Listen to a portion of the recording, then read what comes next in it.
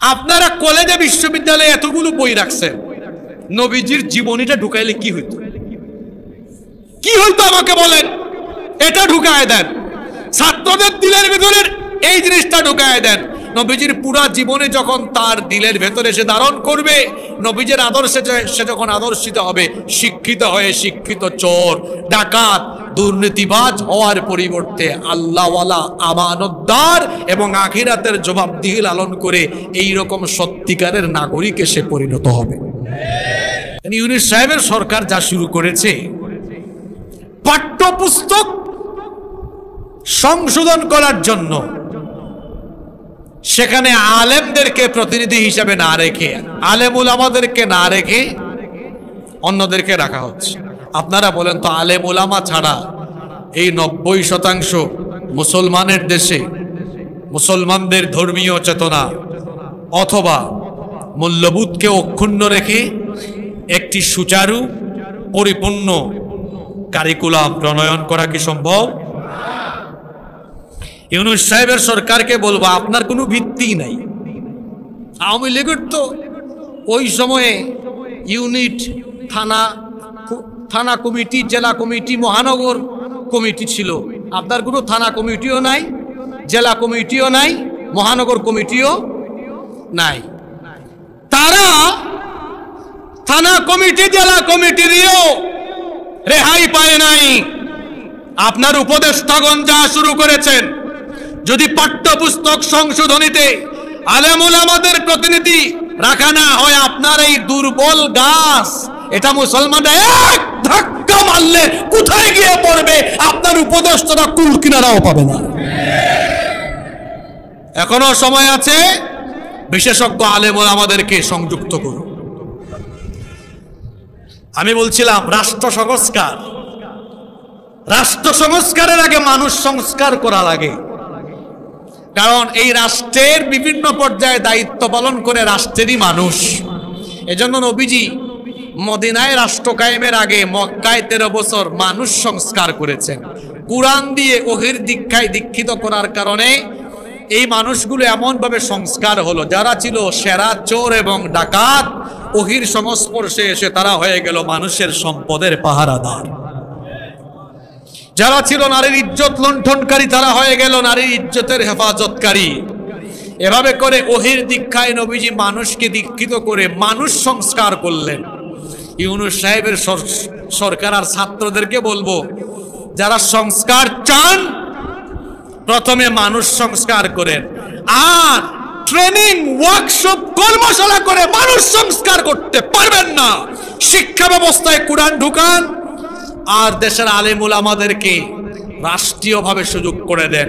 প্রতিটা পাড়ায় পাড়ায়, এলাকায় এলাকায় মানুষকে কোরআন বুঝানোর, কোরআন শেখানোর ব্যবস্থা করেন। মানুষের দিলে যখন কোরআন ঢুকবে, কোরআনের আলোয় যখন মানুষ আলোকিত হবে, মানুষ নিয়ম শৃঙ্খলায় ফিরে আসবে, মানুষ সত্যিকারের মানুষে পরিণত হবে। আর এই সত্যিকারের মানুষরা যখন রাষ্ট্রের বিভিন্ন জায়গায় গিয়ে দায়িত্ব পালন করবে, তখন এই কোরআনের আলোকে সংস্কার হওয়া মানুষগুলোকে দিয়েই একটি বৈষম্য যুক্ত রাষ্ট্রকে বৈষম্যহীন করে সংস্কার করে একটি সোনালী আদর্শ রাষ্ট্র গড়া সম্ভব হবে ইনশাআল্লাহ। কারণ আমার নবী ছিলেন পৃথিবীর বিখ্যাত এবং শ্রেষ্ঠ সমাজ রাষ্ট্র সংস্কারক। সুতরাং রাষ্ট্র এবং সমাজ সংস্কারে নবীজির আদর্শ ব্যতিরেকে কশ্চিনকালেও কোনো রাষ্ট্র বা সমাজকে বৈষম্যহীন কিংবা আলোকিত সমাজ বা রাষ্ট্র বানানো সম্ভব। রব্বুল আলামিন বলছেন, ওয়ামা আরসালনাকা ইল্লা কাফাতাল লিন্নাসি বাশীরাও ওয়া নাযীরা ওয়ালাকিন্না আকসারান নাসি লা ইয়ালামুন। কোরআনে কারীমের 34 নম্বর সূরা, সূরা সাবা-এর 28 নম্বরে আল্লাহ তাআলা বলছেন, ও নবী, আমি তো কেবল আপনাকে গোটা মানব জাতির জন্য সুসংবাদদাতা এবং সতর্ককারী হিসাবে প্রেরণ করেছি। গোটা মানব জাতির নবী, তামাম দুনিয়ার সকলের নবী তিনি। সুবহানাল্লাহ। তাহলে আমার নবী আঞ্চলিক নন, তিনি ইন্টারন্যাশনাল। সুবহানাল্লাহ পড়েন। যেহেতু তিনি আন্তর্জাতিক, ইন্টারন্যাশনাল, সারা পৃথিবীব্যাপী তার দাওয়াত ছড়িয়ে যাবে। আল্লাহ পাঠিয়েছেন পৃথিবীর একদম নাভিতে, মধ্যস্থলে, যাতে করে এখান থেকে গোটা দুনিয়ার সব দিকে নবুয়ত রিসালাতের এই দাওয়াত ছড়িয়ে যায়। সুবহানাল্লাহ পড়েন। আমার নবীকে আল্লাহ পাঠালেন মক্কার সবচাইতে অভিজাত বংশ। বংশের নাম কি? কুরাইশ বংশে আল্লাহ কেন পাঠালেন? কারণ সেই সময়ে আরবদের মধ্যে সবচাইতে বিশুদ্ধ আরবিতে কথা বলতো এই কুরাইশ বংশ। আল্লাহর ভাষা কি? আসতে বলবেন না। আল্লাহর ভাষা কি? কবরের ভাষা, জান্নাতের ভাষা। আল্লাহর নবীকে তো আল্লাহ পাঠিয়েছেন মানুষকে জান্নাতের দিকে নেওয়ার জন্য। কোরআনের ভাষাও আরবি, যাতে করে নবীজি মানুষকে এই জান্নাতের ভাষায়, কোরআনের ভাষায় মানুষকে ডাকতে পারেন, কোরআন মানুষকে বুঝিয়ে দিতে পারেন। এজন্য আল্লাহ তাআলা নবীকে, সেই বিশুদ্ধভাষী আরব যাদেরকে বলা হয় কুরাইশ বংশে, আল্লাহ তার নবীকে পাঠিয়েছেন। সুবহানাল্লাহ। এরপরে আসেন, আমাদের নবীর জন্ম হলো ইব্রাহিম ইসমাইল আলাইহিস সালামের এই বংশে, মক্কা নগরীতে। কোন বংশে? আসলেন কিভাবে? এতিম হয়। কিভাবে জন্ম নিলেন? আমার আপনার নবী জন্মের আগেই পিতৃহারা হয়ে এতিম হয়ে গেলেন। জন্মের আগেই তিনি তার বাবা, নবীজির বাবার নাম হলো আব্দুল্লাহ। নবীজির বাবার নাম হলো আব্দুল্লাহ। জন্মের আগেই তিনি তার পিতাকে হারালেন। পিতৃহারা এতিম হয়ে আল্লাহর নবী দুনিয়াতে আগমন করলেন। এজন্য আল্লাহ সূরা দুহার মধ্যে বলেছেন, আলম ইয়াজিদকা ইয়াতীমান ফাআওয়া। ও নবী, আমি কি আপনাকে এতিম অবস্থায় পাইনি? আর এতিম অবস্থায় পেয়ে আমি কি আপনার উত্তম আশ্রয়ের ব্যবস্থা করিনি? আমার নবী এতিম হয়ে জন্ম নিলেন। শুনেন, আল্লাহর নবী জন্মের সময় তামাম দুনিয়াতে কিছু অলৌকিক ঘটনা ঘটে গিয়েছে। সুবহানাল্লাহ। কি ঘটনা ঘটেছিল শুনেন। 8টি ঘটনা আপনাদেরকে সংক্ষেপে বলি। নাম্বার 1, 1 নাম্বার, নবীজির আগমনের 50 থেকে 55 দিন আগে আব্রাহা হাতিওয়ালা বাহিনী নিয়ে এসেছিল কাবা শরীফকে ধ্বংস করে দেওয়ার জন্য। আল্লাহ তাআলা আবাবিল পাঠিয়ে আব্রাহার এই বিরাট সেনাবাহিনীকে তছনছ করে দিয়ে ধ্বংস করে দিয়েছিলেন। কোন সিরাতবিদ বলেছেন এটা ছিল রাহমাতাল লিল আলামিনের আগমনের একটি বরকতময় সূচনা। নবীজি যে আগমন করবেন, এই ঘটনার মাধ্যমে ইঙ্গিত দেওয়া হচ্ছিল। নবীজি কিছুদিন পরেই দুনিয়াতে চলে আসলেন। আল্লাহর নবী যখন দুনিয়াতে আসলেন, এমন এক অলৌকিক ঘটনা ঘটলো। হযরত উসমান ইবনে আবুল আস রাদিয়াল্লাহু আনহু এর মা ফাতিমা বিনতে আব্দুল্লাহ রাদিয়াল্লাহু আনহা, তিনি বলেন, নবী করিম সাল্লাল্লাহু আলাইহি ওয়াসাল্লামের জন্মের সময় আমি মা আমিনার কাছে তার ঘরে ছিলাম। আমি দেখলাম আল্লাহর নবীর যখন জন্ম হলো, মা আমিনার ঘর তখন একটা নূর দ্বারা গোটা ঘর তখন আলোকিত হয়ে গেল। নাম্বার 3 নাম্বার ঘটনা, আল্লাহর নবী যখন জন্ম নিলেন, হযরতে ইরবাজ ইবনে সারিয়া রাদিয়াল্লাহু আনহু থেকে বর্ণিত, তিনি বলছেন রাসূল করিম সাল্লাল্লাহু আলাইহি ওয়াসাল্লামের মা আমিনা তিনি বলছেন, যখন আমার নবীর জন্ম হলো, তিনি দেখলেন একটা নূর বের হলো, যেই নূরের আলোর মাধ্যমে সিরিয়ার প্রাসাদগুলো পর্যন্ত আলো ঝলমল করছিল। নাম্বার 4 নাম্বার, আমার আপনার নবীর যখন জন্ম হয়, তখন পারস্য সম্রাট কিসরার রাজপ্রাসাদের মধ্যে ভূমিকম্প আরম্ভ হয়ে যায়। সুবহানাল্লাহ। এমন এক ভূমিকম্প হয়েছিল, যেই ভূমিকম্পের কারণে পারস্য রাজপ্রাসাদের 14টি গম্বুজ পর্যন্ত ভেঙে ঘুরে চুরমার হয়ে গিয়েছিল। আল্লাহু আকবার।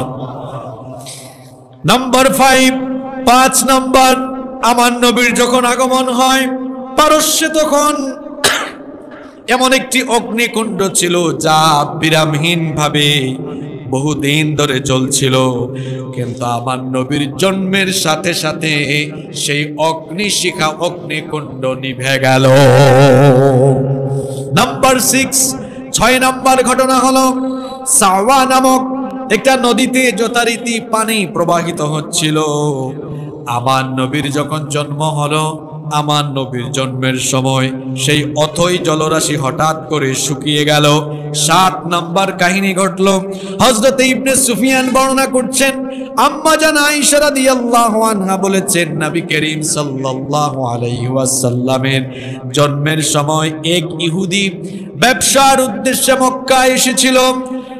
যেদিন যে রাতে আল্লাহর নবীর জন্ম হয়, সেই রাতের পরবর্তী সকালে সে কুরাইশদেরকে বলল, তোমাদের এলাকায় কি এমন কোন শিশুর জন্ম হয়েছে যেই শিশুর 2 কাঁধের মাঝখানে মোহরে নবুয়তের চিহ্ন আছে? কুরাইশরা বলল, না, এমন কোন সংবাদই আমরা জানি না। ওই ইহুদি বলল, তাহলে অনুসন্ধান করো, এমন কোন বাচ্চা শিশুর জন্ম হয়েছে কিনা খোঁজ নিয়ে জানা গেল আব্দুল্লাহর ঘরে, মা আমেনার ঘরে এমন একটি শিশুর জন্ম হলো। ইহুদি এই সংবাদ শোনার পরে সে যখন আমাদের নবীকে গিয়ে দেখলো, মোহরে নবুয়ত দেখে সঙ্গে সঙ্গে সে চিনে ফেললো। এরপরে আল্লাহর নবীকে দেখা মাত্রই সে বেহুশ হয়ে গেল।